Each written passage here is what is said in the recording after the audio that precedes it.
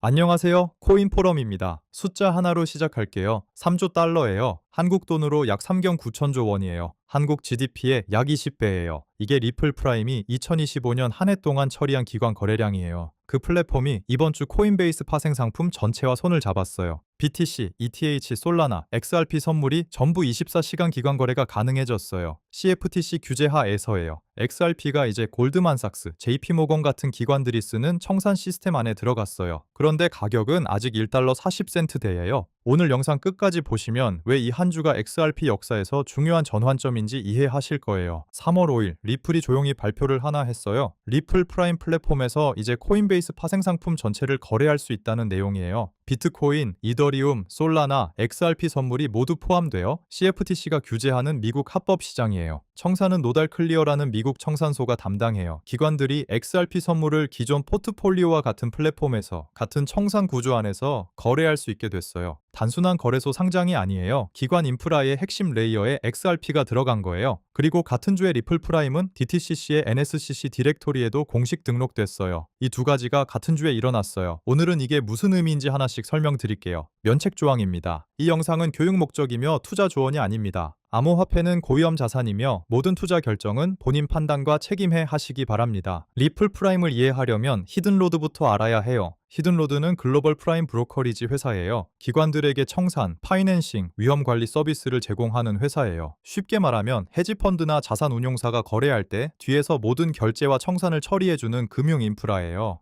리플이 이 회사를 2025년에 12억 5천만 달러에 인수했어요. 암호화폐 역사상 가장 큰 인수 중 하나예요. 리플은 히든로드를 리플 프라임으로 재브랜딩했어요. 그리고 리플 프라임은 2025년에 3조 달러를 처리했어요. 이게 단순한 거래소가 아니에요. 기관금융의 인프라 레이어예요. 리플은 여기에 XRP 레저를 연결하겠다는 계획이에요. 3월 5일 리플이 발표했어요. 리플 프라임 클라이언트들이 이제 코인베이스 파생 상품 거래소의 전체 선물 상품을 거래할 수 있다고요. 포함된 상품은 나노 비트코인, 나노 이더리움, 솔라나, XRP 선물이에요. 표준 사이즈와 나노 사이즈 모두 제공돼요. 청산은 노달 클리어가 담당해요. CFTC 규제 하에서 24시간 거래가 가능해요. 리플 프라임 사장 노엘 킴멜은 이렇게 말했어요. 코인베이스 파생 상품 전체 라인업을 리플 프라임의 청산 시스템 안에 통합한 것은 글로벌 기관들에게 시장 접근성과 효율성을 높이는 우리의 약속을 보여주는 것입니다. 코인베이스 미국 선물 거래소 헤드 보리스 일리옙스키도 기관 수요에 맞춰 유동성과 규제 안전성을 유지하면서 시장 접근을 넓히는 협력이라고 말했어요. 나노 선물이라는 말이 낯설 수 있어요. 기관들이 선물을 거래할 때 문제가 있었어요. 기존 비트코인 선물은 계약 한 개의 규모가 너무 컸어요. 진입 장벽이 높았어요. 나노 선물은 기존보다 훨씬 작은 단위의 계약이에요. 비트코인 나노 선물은 기존의 100분의 1 크기예요. XRP 나노 선물도 마찬가지로 소규모 기관이나 패밀리 오피스, 헤지펀드가 정밀하게 포지션을 잡을 수 있어요. 진입 장벽이 낮아지면 더 많은 기관이 들어올 수 있어요. 더 많은 기관이 XRP 선물을 거래하면 XRP에 대한 기관 유동성이 올라가요. 기관 유동성이 올라가면 가격 변동성이 줄고 가격 지지가 강해져요. 노달 클리어라는 이름이 생소하실 수 있어요. 노달 클리어는 미국 청산소예요. 파생 상품 거래의 결제 리스크를 관리하는 기관이에요. 청산소가 중간에 들어오면 거래 상대방 리스크가 없어져요. 내 거래 상대가 갑자기 파산해도 청산소가 보장해줘요. 이게 기관들이 요구하는 구조예요. CFTC는 미국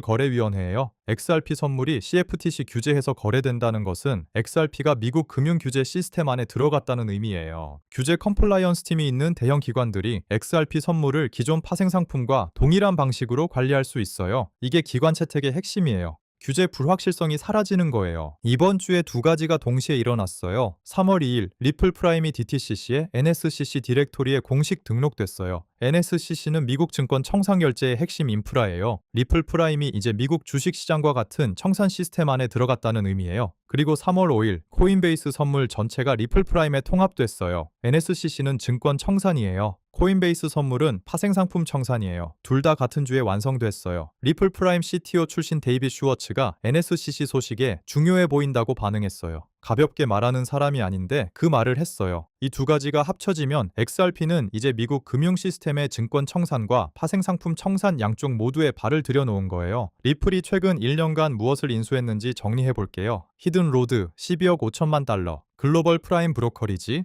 지금의 리플 프라임이에요. 레일 2억 달러, 스테이블 코인 결제 레일 회사예요. G트레저리, 기업 트레저리 자동화 기술 회사예요. 팔리세이드, 크립토 지갑 인프라 스타트업이에요. 이 4개를 합치면 리플은 이제 커스터디, 결제, 파생상품, 청산, 트레저리 자동화를 한 회사 안에서 제공할 수 있어요. 전통 금융에서는 이 역할을 JP모건, 골드만삭스 같은 회사들이 해요. 리플이 크립토 버전의 이 구조를 만들고 있는 거예요. 그리고 그 모든 인프라의 정산 레일은 XRP 레저예요. 선물 시장이 현물 가격에 어떤 영향을 주는지 알아볼게요. 선물 시장이 커지면 기관들이 XRP를 보유하지 않고도 XRP 포지션을 잡을 수 있어요. 이건 처음엔 현물 수요를 줄이는 것처럼 보여요. 그런데 실제로는 반대예요. 선물 시장이 활성화되면 더 많은 기관이 XRP에 익숙해져요. 더 많은 기관이 XRP 해지를 하면 실제 XRP 보유 필요성도 올라가요. 비트코인의 경우를 보면 선물 ETF가 생기고 나서 현물 ETF로 자연스럽게 이어졌어요. XRP 선물 시장이 커지면 XRP 현물 ETF 수요도 올라가는 구조예요. 현재 XRP ETF는 출시 이후 단 한 달도 유출 없이 누적 유입이 12억 5천만 달러를 넘었어요. 선물과 현물 ETF가 동시에 성장하면 XRP 수요는 구조적으로 증가해요. 이번 주를 돌아볼게요. 월요일 3월 2일 리플 프라임이 NSCC에 공식 등록됐어요. 증권 청산 시스템 진입이에요. 목요일 3월 5일 코인베이스 선물 전체가 리플 프라임에 통합됐어요. 파생상품 시장 진입이에요. 그리고 지난주엔 리플 페이먼츠가 1,000억 달러 결제를 돌파했어요. 실물 결제 인프라예요. 기밀 전송과 대출 프로토콜은 이달 출시 예정이에요. 기관 채택의 기술적 기반이에요. 일본 중앙은행은 블록체인 결제 샌드박스를 시작했어요. 규제 기관의 관심이에요. 이 5가지가 같은 주에 같은 방향을 가리키고 있어요. XRP가 전 세계 금융 인프라의 핵심 레이어로 자리 잡는 방향이에요. 여기서 중요한 추가 퍼즐이 있어요. 갈링하우스가 클래리티 액트의 4월 통과 가능성을 80%부터 90%까지 발표했어요. 클래리티 액트는 XRP를 디지털 상품으로 분류하는 법안이에요. 통과되면 미국 은행들이 XRP를 컴플라이언스 걱정 없이 온디맨드 리퀴디티로 채택할 수 있어요. 지금 리플 프라임이 CFTC 규제 선물 시장에 XRP를 올려놓은 상태에서 클래리티 액트까지 통과되면요.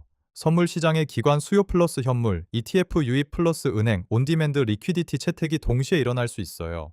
각각의 요소가 독립적으로 상승 압력을 만들어요. 3가지가 동시에 작동하면 XRP 가격이 현재 구간에 머물기 어려워요. 지지선 상황도 보고 가요. XRP 현물 ETF는 출시 이후 단 한 달도 순유출이 없었어요. 2월에만 5,800만 달러가 유입됐어요. 최근 7일 연속 유입이 이어지고 있어요. 누적 유입 12억 5천만 달러, 운용자산 10억 달러를 넘었어요. 비트코인과 이더리움 ETF가 유출을 기록하는 동안 XRP만 유입이에요. 기관들이 XRP를 싸게 사고 있다는 신호예요. 이 ETF 유입 기반 위에 선물 시장이 더해지면 XRP의 기관 수요 구조가 훨씬 탄탄해져요. ETF는 장기 보유, 선물은 단기 해지예요. 두 레이어가 동시에 작동하는 구조가 만들어지고 있어요. 한 가지 더 있어요. 3월 4일 뉴욕타임스가 이란 정보부가 CIA에 종전 협상 의사를 전달했다고 보도했어요. 그날 XRP가 5.4% 급등했어요. 비트코인 6.6%, 이더리움 7.8%도 함께 올랐어요. 현재 XRP 가격을 누르는 가장 큰 요인 중 하나가 중동 지정학 리스크예요. 전쟁 공포가 걷히면 크립토 시장 전체가 위험 자산 선호로 돌아와요. XRP가 비트코인과 0.84 상관관계로 움직이지만 변동성은 1.8배예요. 비트코인이 회복하면 XRP가 더 크게 반응해요. 기관 인프라 완성 플러스 전쟁, 종전 신호 플러스 클래리티 액트가 같은 시기에 수렴하면 이건 XRP만의 상승이 아니라 전체 시장 회복 속에서의 XRP 상승이에요. 그게 훨씬 지속적이에요. 오늘 분석 정리할게요. 리플 프라임이 코인베이스 파생 상품 전체를 통합했어요. BTC, ETH, 솔라나, XRP 선물 24시간 기관 거래예요. CFTC 규제, 노달 클리어 청산이에요. 리플 프라임은 2025년 3조 달러 처리 플랫폼이에요. 이번 주 NSCC 등록 플러스 코인베이스 선물은 XRP가 기관 금융의 증권 청산과 파생 상품 청산 양쪽 모두에 진입했어요. XRP ETF는 7일 연속 유입, 누적 12억 5천만 달러예요. 클래리티 액트 4월 통과 80%부터 90%까지 확률이에요. 이란 종전 협상 신호가 나왔어요. 기술적으로 압축 구간 1달러 46센트 돌파 시 2달러가 열려요. 기관들이 XRP를 사려면 2가지가 필요해요. 규제 명확성과 인프라예요. 인프라는 이번 주에 완성됐어요. 증권 청산, 파생 상품 거래, 현물 ETF, 결제 레일 전부예요. 규제 명확성은 4월이 목표예요. 인프라는 완성됐는데 규제가 아직 안 왔어요. 이 2가지 사이의 간격이 지금이에요. 역사적으로 기관이 들어오는 타이밍은 인프라가 완성된 직후예요. 가격이 먼저 움직이고 나중에 모두가 이유를 아는 경우가 많아요. 오늘 영상에서 하나만 기억하세요. XRP는 이제 기관 금융의 선택지 중 하나가 아니에요. 기관 금융 인프라의 일부가 됐어요. 이번 주 코인 포럼이 다룬 내용을 돌아볼게요. 전쟁이 왔을 때 XRP가 버텼어요. 일본 중앙은행이 블록체인으로 향했어요. 기밀 전송과 대출 프로토콜로 기관 채택의 기술적 장벽이 제거됐어요. 리플 페이먼츠가 1000억 달러를 처리했어요. NSCC에 등록됐어요. 코인베이스 선물이 올라갔어요. 이 6가지가 같은 주에 나온 뉴스예요. XRP는 이번 주에 단순한 암호화폐에서 글로벌 기관 금융 인프라의 핵심 자산으로 한 걸음 더 나아갔어요. 인프라는 완성됐어요. 이제 규제가 따라오면 돼요. 4월이 그 시점이에요. 오늘은 리플 프라임과 코인베이스 선물 통합, 3조 달러 기관 플랫폼의 의미, NSCC와 파생 상품 시장 동시 진입, 클래리티 액트 타임라인, 그리고 이번 주 XRP 기관 인프라 완성 서사를 정리해드렸어요. 코인포럼 텔레그램에서 클래리티 액트 4월 표결 일정, 리플 프라임 신규 통합 속보, XRP ETF 주간 유입 데이터를 실시간으로 공유해드릴게요. 영상 설명란 링크로 무료 참여하세요. 구독과 좋아요 부탁드리고 다음에도 좋은 정보로 찾아뵙겠습니다. 코인포럼이었습니다.